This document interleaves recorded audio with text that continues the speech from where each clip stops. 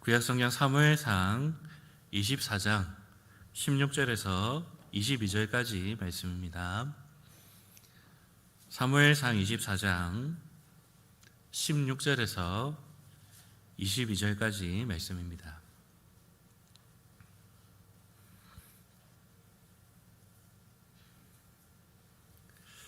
우리 찾으셨으면 한 절씩 교독하시겠습니다. 다윗이 사울에게 이같이 말하기를 마침에 사울이 이르되 내 아들 다윗아 이것이 내 목소리냐 하고 소리를 높여 울며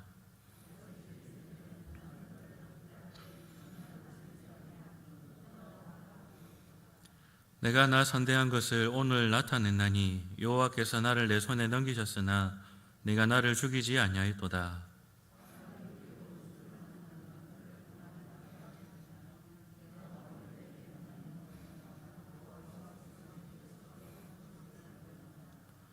보라 나는 내가 반드시 왕이 될 것을 알고 이스라엘 나라가 내 손에 견고히 설 것을 아노니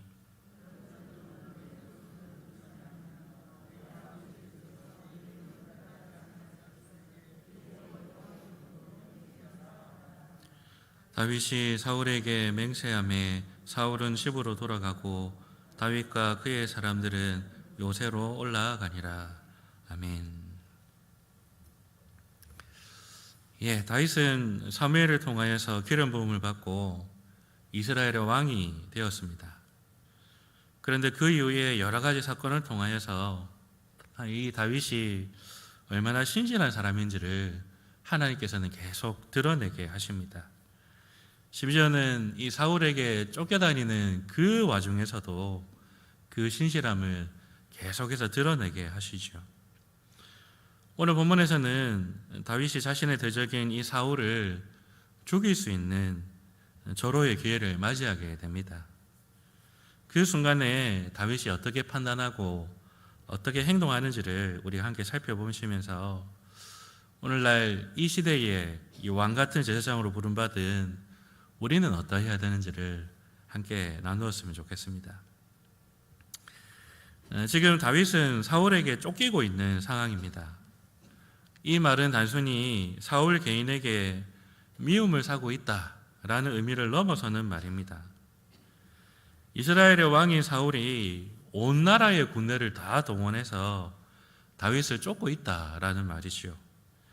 한마디로 온 이스라엘이 다윗을 대적해서 죽이려 하는 그러한 상황입니다.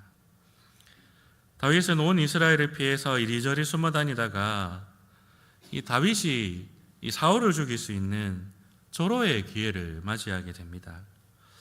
오늘 24장 3절에 보시면 그 내용이 나와 있습니다. 우리 3절 말씀을 한번 다 같이 읽어보겠습니다. 길가 양의 우리에 이른즉 굴이 있는지라 사울은 뒤를 보러 들어가니라 다윗과 그의 사람들이 그 굴 깊은 곳에 있더니 사울이 이 볼일을 보려고 들어간 동굴이 마침 다윗과 그 동료들이 숨어 있었던 그런 곳이었던 것이죠. 그래서 지금 사울은 이 볼일을 보기 위해서 모든 무기와 무장을 다 해제한 상태였고 긴장을 다 풀어버린 채 혼자 있는 상태였습니다. 그래서 마음만 먹으면 아주 쉽게 이 사울을 죽일 수 있는 상태였죠. 그런데 이때 다윗이 한 행동이 무엇입니까? 오늘 본문 4절 마지막에 보시면 이렇게 얘기합니다. 다윗이 일어나서 사울의 겉옷자락을 가만히 뱅이라. 다윗은 충분히 이 사울을 죽일 수 있는 상황임에도 그렇게 하지 않았습니다. 오히려 다윗의 겉옷자락을 베었다라고 말을 합니다.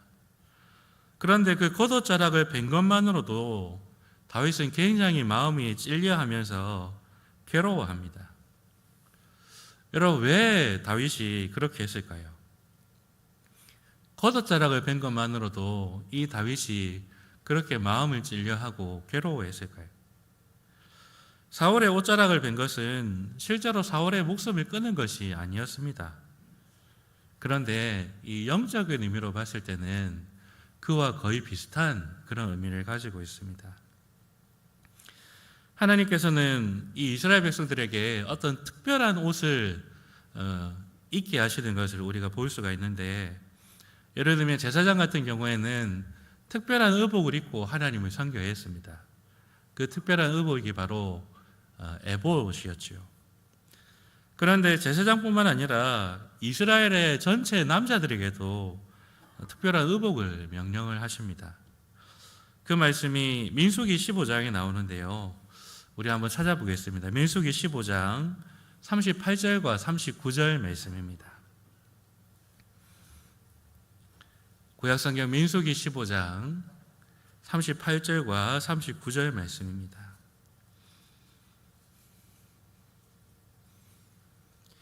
우리 찾으셨으면 다 같이 읽겠습니다. 이스라엘 자손에게 명령하여 대대로 그들의 옷단 귀에 술을 만들고 청색끈을 그 귀의 술에 더하라. 이 술은 너희가 보고 여호와의 모든 계명을 기억하여 준행하고 너희를 방종하게 하는 자신의 마음과 눈의 욕심을 따라 음행하지 않게 하기 위함이라. 아멘. 하나님께서는 이스라엘의 남자들이 이 입는 겉옷의 끝에 그 네 기퉁이에 푸른색의 술을 달게 하셨습니다. 그리고 이 이스라엘 백성들은 이 술을 보면서 그들 자신의 정체성이 무엇인지, 그리고 하나님이 주신 계명이 무엇인지를 늘 기억하며 떠올려야 했습니다. 그래서 이 옷에 달려있는 술은 이스라엘 백성들의 정체성을 나타내는 그런 하나의 상징이었던 것이죠. 그런데 이 옷에 달린 술을 이 신명기 이후로부터는 우리 성경에서 옷자락이라고 번역을 해놓았습니다. 그래서 여러분, 룻이 보아스를 밤에 몰래 찾아가서 당신의 옷자락으로 나를 덮어주십시오 했을 때 이 옷자락이 바로 이 술을 말하는 것이고요. 그리고 불순종한 사울을 혼자 내버려두고 사무엘이 혼자 돌아갈 때에 사울이 그 사무엘의 옷자락을 붙잡았다가 그 옷자락이 찢어지지 않습니까? 그 옷자락 역시도 이 술을 말하는 것입니다. 그리고 오늘 본문에 나오는 다윗이 베었던 이 겉옷의 옷자락, 이건 역시도 바로 이 술이 붙어 있는 그 부분을 가리키는 것이죠. 그래서 다윗이 사울의 옷자락을 잘랐다라는 이 말은 단순히 옷에 흠집이 났다, 옷이 그냥 찢어졌다라는 말이 아닙니다. 바로 하나님 나라 백성이면 응당 가져야 되는 이 표시, 바로 그 술 부분이 잘라져 나갔다 이 말이죠. 그러니까 이 모습은 영적으로 보면 너는 이제 하나님 백성이 아니야 라는 그런 의미가 담겨 있는 것으로 이해할 수가 있습니다. 그래서 다윗은 실제로는 사울을 죽이지 않았지만은 영적으로는 이 사울이 더 이상 하나님의 백성이 아닌 것으로 자기 스스로 결정을 해버린 것이죠. 이것을 잘 알았기 때문에 다윗은 마음에 찔려하고 괴로워하고 있던 것입니다. 그런데 여러분, 중요한 것은 다윗은 거기에서 멈췄습니다. 사울에 대한 분노와 이 원망을 옷자락을 잘라내는 것으로 표현을 했지만은 거기에 멈춰서서 하나님의 뜻을 생각하고 그 뜻에 순종했습니다. 사울에게 기름을 부으시고 그를 왕으로 세운 분이 바로 하나님이심을 고백하면서 모든 판단과 원수 갚는 모든 것을 하나님께로 맡기기로 결단했던 것이죠. 여러분, 다윗은 우리와 똑같은 사람입니다. 억울한 일을 당하면 마음속에 분노가 일어나고, 또 나를 해코지하고 나를 괴롭게 만드는 사람을 보면 진짜 막 우리의 힘으로 막 어떻게 하면 하고 해보고 싶은 그런 마음이 일어나는 우리와 똑같은 사람이죠. 그런데 다윗은 그 가운데서도 자신의 분노와 이 자신의 감정에 지배받는 사람이 아니라 하나님의 뜻과 그 섭리에 순종하는 사람이었습니다. 그래서 사울의 옷자락을 자르기는 했지만은 실제로 사울의 목숨을 빼앗는 일은 하지 않았던 것이죠. 여러분, 하나님께서 우리를 왕 같은 제사장으로 부르셨습니다. 그래서 우리는 이 세상을 하나님의 것으로 돌려드리는 이 왕의 사명을 감당해야 합니다. 이 사명을 감당해야 되는 우리는 우리 스스로에게 질문을 해야 합니다. 우리는 무엇에 지배당하고 있습니까? 우리는 무엇에 다스림 받고 있습니까? 우리 안에 일어나는 감정과 우리 안에서 일어나는 이 분노에 우리 자신을 맡기고 있지 않습니까? 오늘 다윗이 그러했던 것처럼 결국 하나님의 섭리에, 하나님의 말씀 앞에 그렇게 순종할 수 있는 자가 하나님 나라의 왕으로서 쓰임받음을 기억하시면서 날마다 이 성령의 다스림 안에 거하기를 간절히 기도하며 그렇게 그 은혜를 구하시는 저와 여러분 되시기를 바라겠습니다. 다윗은 하나님의 뜻에 순종했습니다. 그래서 결국 사울을 죽이지 않고 살려주게 됩니다.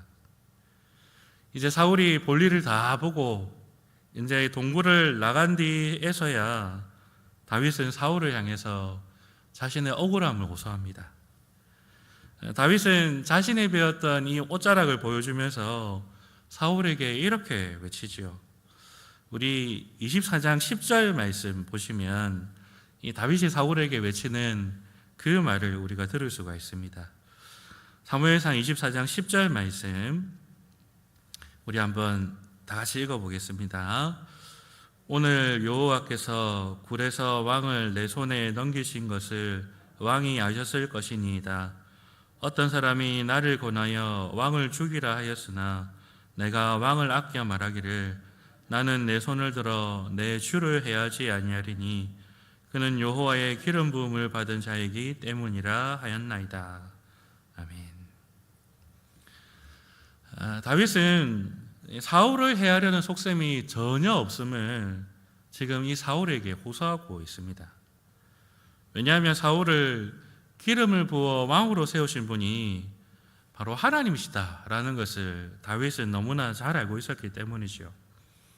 그래서 다윗은 여전히 이 사울을 향하여서 내 주라고 고백을 하고 있습니다. 심지어 11절에서는 내 아버지여라고 고백을 합니다. 바로 다윗이 이 사울의 사위이기 때문에 그렇죠. 그러면 여러분, 다윗이 이렇게 부동한 모함을 당하고 그로 인하여서 온 이스라엘의 대적자가 되어버린 이 상황에서 여전히 이 사울을 향하여 겸손한 마음 그리고 낮은 마음을 유지할 수 있었던 그 이유는 무엇일까요? 이런 상황 속에서도 여전히 하나님의 뜻과 그 섭리에 순종할 수 있는 그 힘이 어디에서 오는 것일까요?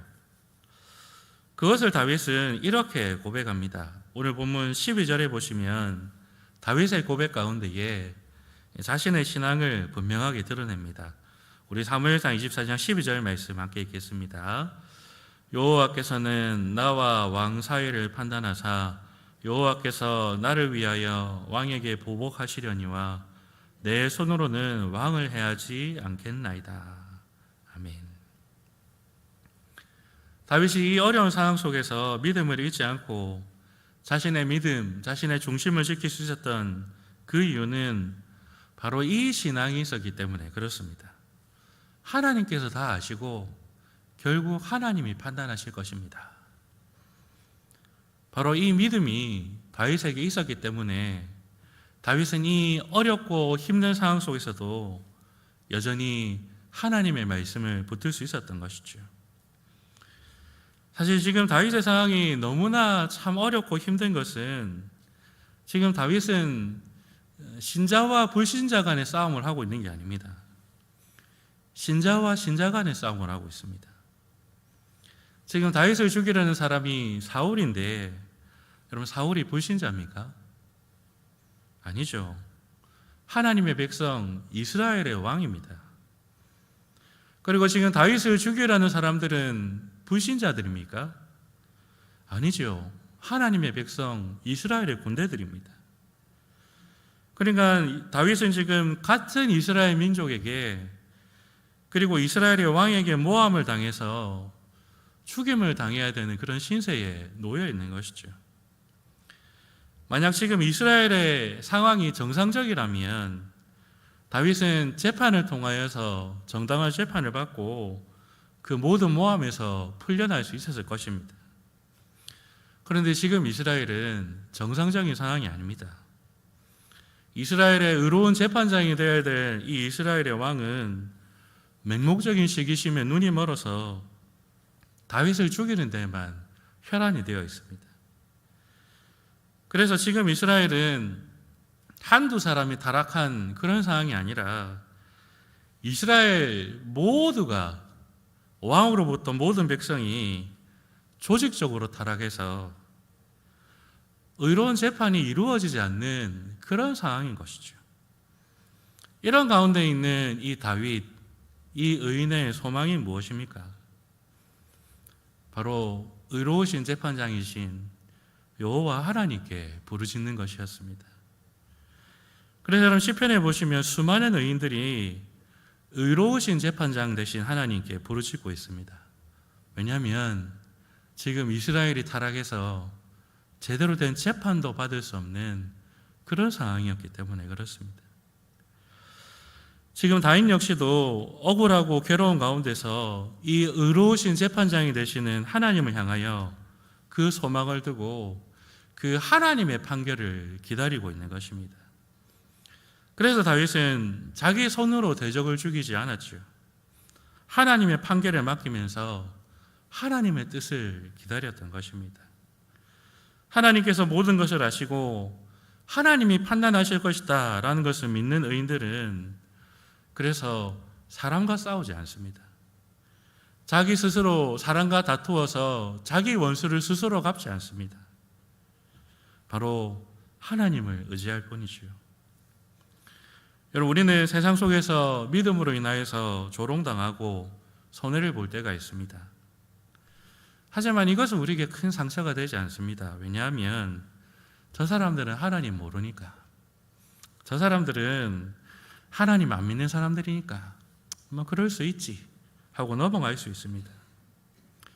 그런데 우리에게 정말 큰 상처가 되고 낙심이 되는 것은 교회 안에서 우리가 모함을 당하고 교회 성도에게 우리가 적이 되어 있을 때에 우리는 낙심하게 되고 믿음의 큰 시험을 만나게 됩니다. 마치 오늘 본문에 나오는 다윗과 같은 상황이죠. 여러분, 그러면 그때 우리는 어떻게 해야 되겠습니까? 교회를 찾아가가지고 막 뒤집어 엎어야겠습니까? 아니면 나를 모함하는 사람을 붙들고 뭐 씨름을 하든지 뭐 싸움을 하든지 그래 해야 됩니까? 여러분, 그렇게 할 수가 없습니다. 그때 믿음의 사람들은 의로우신 재판장에게 맡겨야 합니다.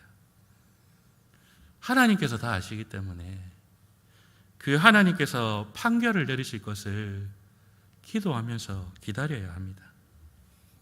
억울하고 화가 치밀어 오르고 그 괴로운 상황에서도 우리의 의로우신 재판장, 우리 하나님이 다 보고 계시고 그 모든 것을 다 판결하실 것을 믿는 그 믿음이 우리에게 필요한 것이죠. 여러분, 우리 하나님께서 다 아시고 하나님이 보고 계십니다. 이 믿음을 끝까지 붙드셔서 이 믿음의 공동체 안에서 사람과 다투지 아니하고 하나님 앞에 그렇게 부르짖을 수 있는 믿음의 백성들이 다 되시기를 바랍니다. 이렇게 하나님을 신실하게 의지하고 말씀에 의지한 이 다윗을 하나님께서는 기어이 이스라엘의 왕으로 세우십니다. 우리가 오늘 읽었던 본문을 보시면 사울의 입을 통하여서 이 다윗이 왕이 되었음을 선언하게 하시죠. 그래서 하나님께서는 이 불순종하는 사울을 폐하시고 하나님을 온전히 쫓았던 이 다윗을 왕으로 세우십니다.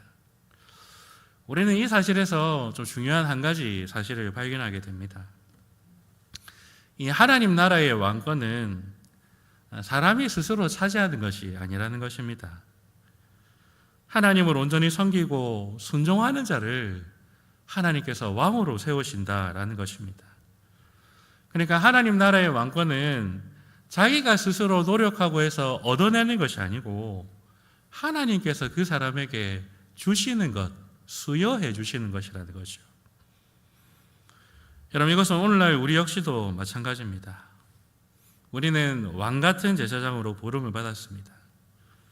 이것은 우리가 노력하고 애를 써서 우리가 얻어낸 것이 아닙니다. 하나님께서 우리를 이 왕의 자리에 세워주신 것이죠. 그러므로 우리가 이 왕의 사명과 왕의 지위를 유지하는 방법은 우리 스스로가 대단해지고 우리 스스로가 뭔가 있어 보이는 것이 아닙니다.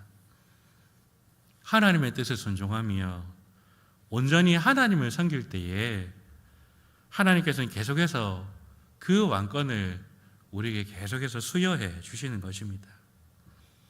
그러면 여러분, 우리가 그 하나님으로부터 왕권을 수여받는, 그래서 우리가 하나님이 세우시는 그 왕의 자리에 서게 되는 그 시간은 우리가 대단해지고 우리가 멋있어지는 그 순간이 아니라 바로 하나님을 온전히 섬기고 그 하나님의 왕되심을 고백하는 예배 시간입니다.